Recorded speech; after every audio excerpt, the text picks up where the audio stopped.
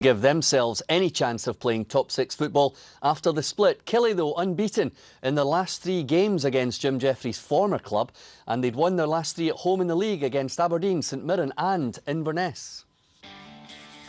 Killie going for experience in midfield for this one, with Gary Locke replacing Ian Flanagan. Fernandez and Invincible chasing the goals, with Mehdi Taoul trying to get forward as well. Stevie Frail brought in Tal, Skrepis and Ivaskevicius in place of Zaliukas, Jonsson and Michael Stewart, who was on the bench. Anthony Basso continued in goal, with Christian Nadi, the lone striker, supported by Kingston and Mikalunas. Commentary from David McKinney. So David Fernandez sends in a decent corner, back flank, a brilliant save from Basso, and it had to be good as well. As the ball from David Lilly was going into the net, Basso had to stick out an arm, push the ball away. That was a good save from the Hearts goalkeeper. Fernandez sends it in. Good one too. Another good one from David Fernandez. And here's the chance to get the ball in once more. Bit of air, bit of height in it that time. Oh, it's off the post for Kilmarnock. Keeper was beaten, Woodward wasn't. Killie close to taking the lead. Clancy will do well to keep this one in play. He has done well. Clancy, can he pick out a Killie man this time?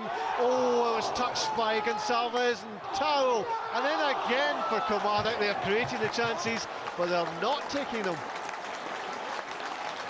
Well, that was flicked out by Gonsalves, and it came to Taoul. He flicked it on. I think Bryson had the final touch, but just couldn't put it goalwards.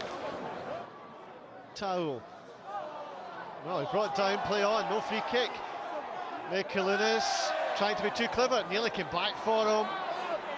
Well, there's all sorts going to happen here. Fraser Wright and then Mikalunas. It was his challenge. 2 players went for it together, and Kilmarnock clearly unhappy about the challenge of Mikalunas. It's a yellow card for Mikalunas. Fraser Wright sees yellow as well. That's for the reaction.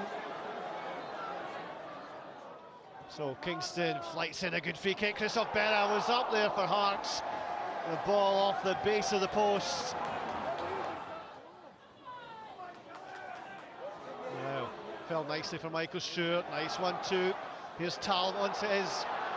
Nadi once again. Nadi with a chance for Hearts, and might still come. Palace Willis.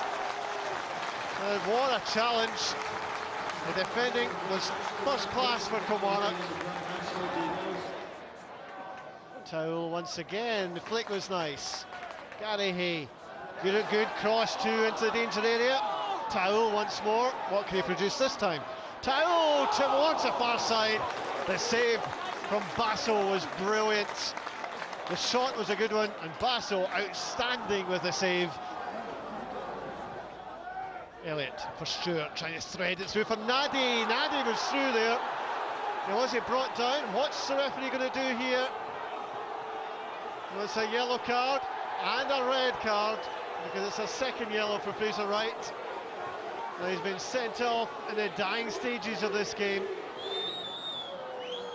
Stewart plays it in, and the header was there, and the goalkeeper over the top. But I tell you what, Christian Nadi had a free header at the far post.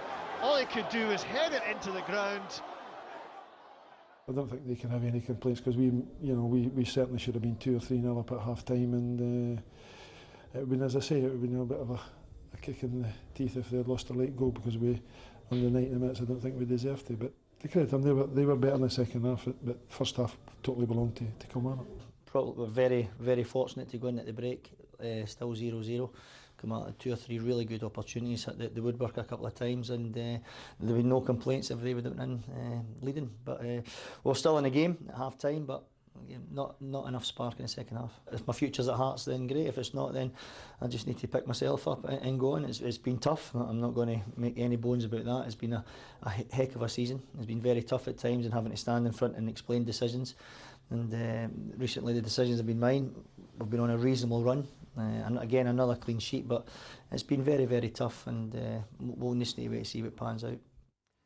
Stevie Frail there, the Hearts caretaker manager. Had Hearts won that game, Falkirk would be heading for Pittodrie on Monday knowing they would have to win, Jack. But now it's a draw. Does it make it any easier that you just need the 1 point? I don't think it makes it any easier, Jim, given our recent record at Pittodrie. But and I don't think it will change our approach to the game. You know, I think we were always going to try and win the game at Pittodrie.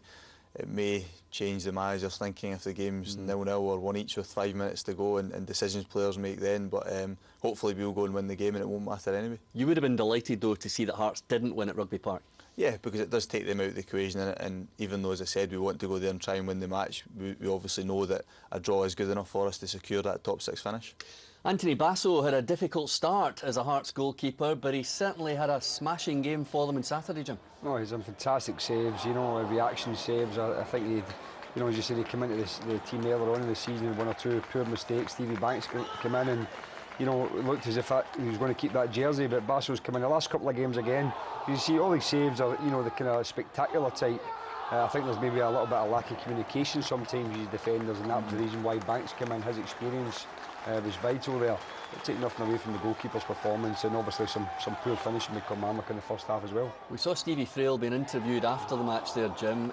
Very disappointed look on his face. Does he have the look of a man who knows that any chance of him getting the job has gone? Well, if it's gone, it's wrong, because if you look since he's went in, I think they've had the 3rd best record in terms of points total out with the Old Firm, and you know it's been a great run, but unfortunately he doesn't select the players all to come to the club. He has to work with the players who are currently there, and I think as a manager, and Jack will tell you, I think you have to say to your manager, look, who do you think is the type of quality? What players do you fancy to bring in to make us a better team next year? And if they give Stephen Frail, that leeway, then I think he will take Hearts up to the top 6 for definite, and perhaps challenging top 4. Fraser Wright will miss Kilmarnock's next match. We'll find out on Monday night who that match